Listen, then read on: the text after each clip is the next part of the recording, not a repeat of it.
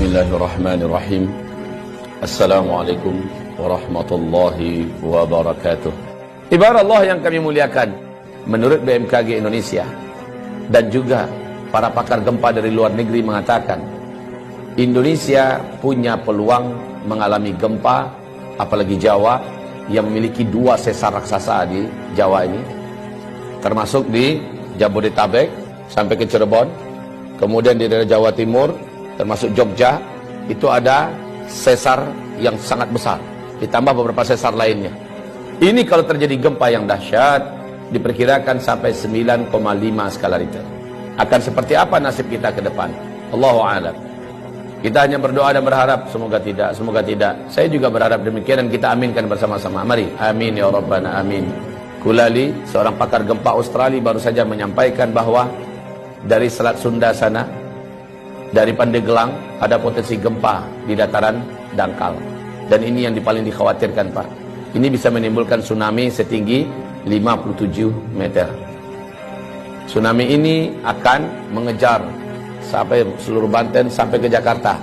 Kalau 57 dari sana sampai Jakartanya sisanya 15 meter ketinggiannya. Apapun itu kita aminkan lagi, semoga tidak pernah terjadi. Amin. Tapi mereka bicara bukan orang-orang bodoh. Mereka adalah pakar dan ahli. Ketika mereka memperingatkan, maka layak untuk kita mengambil kesiagaan. Saya hanya sarankan pada kita yang mampu menghentikan bencana yang sudah diprediksi perkiraannya hanyalah Allah Subhanahu wa taala. Kalau begitu, ambil cara bagaimana Allah bisa mengalihkan atau menghentikan rencana bencana yang akan terjadi itu. Caranya gimana? Nabi sudah kasih tunjuk kepada kita. Pertama, lakukan taubat massal. Indonesia harus bertaubat. Dari apa bertaubat? Indonesia harus umumkan taubat ini kepada Allah Subhanahu wa taala, pemerintahnya, ulamanya, ya. Apa yang harus masyarakatnya diajak? Yang diajak taubat itu adalah negara Indonesia ini dengan rakyatnya. Satu, hentikan menzalimi para alim ulama. Gus Nur hari Kamis tanggal 27 Oktober, dia menerima hari Kamis itu surat panggilan, statusnya sebagai tersangka. Gus Nur menyampaikan dalam bentuk video, dia sampaikan, silakan laporkanlah. Sekarang saya sudah tersangka. Paling-paling saya hanya ditangkap, dipenjarakan. Atau mungkin bisa jadi saya dibunuh. Terserah kalian mau buat apa. Saya tidak ada takut. Tapi ingat oleh kalian, Allah Maha bangun. Allah Maha membalas. Allah Maha hidup. Allah pasti akan melakukan apa yang akan dilakukannya kepada kalian. Catat oleh kalian katanya. Mulai jam ini, dari detik ini juga, kalian catat semua. Kalian akan menyaksikan hal-hal yang tidak pernah kalian inginkan selama ini. Ditindaklanjuti oleh Polda Palu. Yang gempa besar besoknya, maghribnya. Jadi hanya selang 24 jam terjadi gempa besar di Palu sana. Anehnya, semua rumah bangunan gedung yang ada di sekitar rumahnya dan pesantrennya Gus Nur yang ada di Palu hancur. Tapi gedung dan rumahnya, pesantrennya Gus Nur utuh seutuh-utuhnya. Berdiri kokoh, rapi serapi-rapinya. Sebelah-sebelahnya rata. Masya Allah, Allah kasih lihat. Bahkan kantor Polda yang ada pun tenggelam oleh tsunami. Tidak sedikit jumlah para aparat yang sampai hari ini belum ketemu. Ya Rabb, jangan sakiti ulama. Saya sudah sampaikan kepada pemerintah negeri Republik Indonesia tercinta ini. Anda berutang ke sana kemari dengan harga dan angka yang sudah sangat gila-gilaan. Dan ini membahayakan untuk NKRI ke depan. Sekarang mau Anda tambah utang berapa?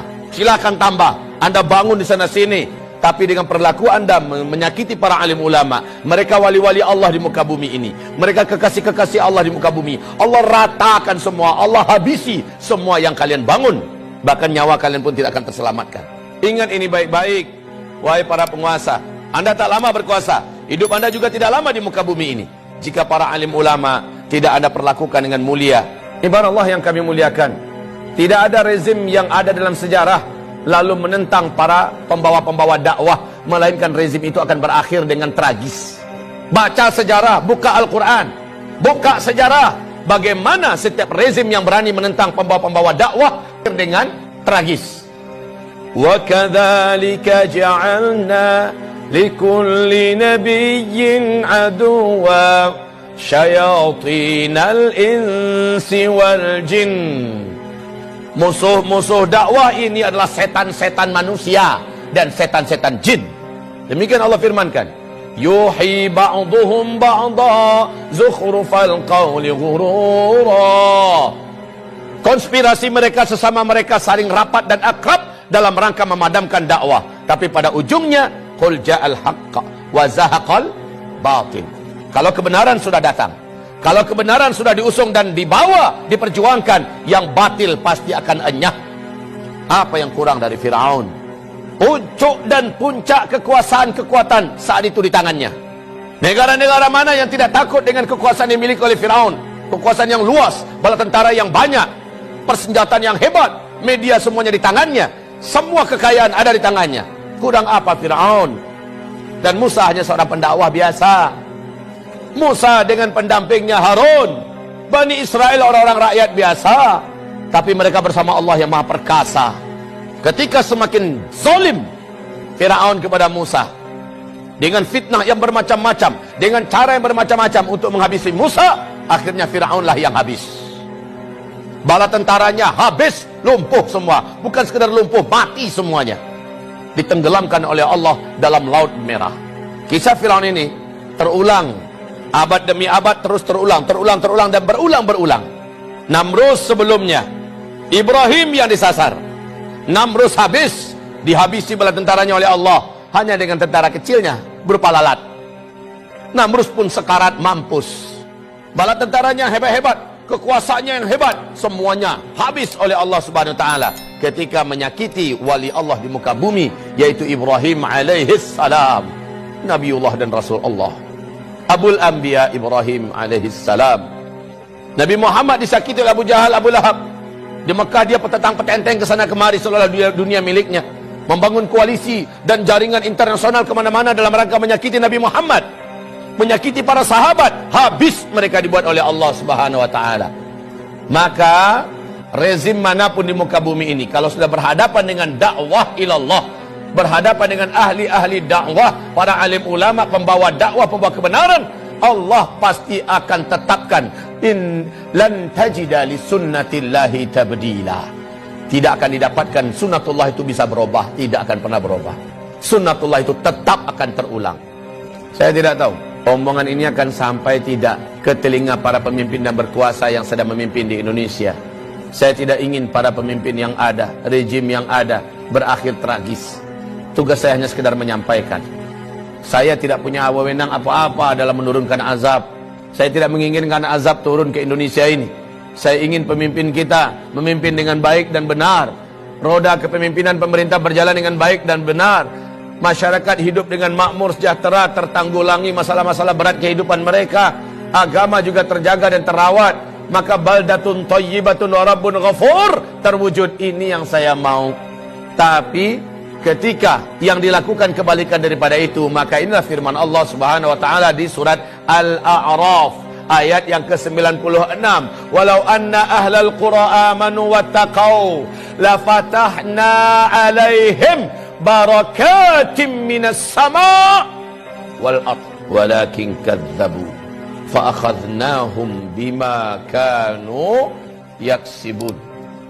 Kalaulah suatu negara, suatu bangsa, penduduknya benar imannya kepada Allah dan mereka melaksanakan perintah-perintah Allah, meninggalkan larangan-larangan Allah dan Rasulnya, la fatahna alaihim barakatim minas sama'i wal ard, pasti kami bukakan selebar-lebarnya pintu-pintu barakah dan kebaikan dari langit dan juga yang keluar dari bumi. Walakin, tetapi sayang, kadzabu, mereka mendustakan, mereka melawan dan menentang. Fa akhadnahum bima kanu yaksibun, kami siksa mereka.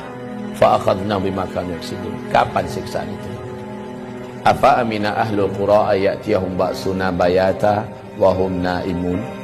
Apakah mereka merasa aman ketika dosa sudah dibuat di mana-mana, maksiat sudah dilakukan di mana-mana? Mereka masih merasa aman daripada siksa dan azab kami yang datang kepada mereka baghtatan, tiba-tiba. Wahum naimun, mereka sedang di rumah-rumah mereka, mereka sedang kumpul-kumpul dengan keluarga mereka, mereka sedang mau tidur atau sedang tidur, datang kepada mereka siksaan kami wahum naimun.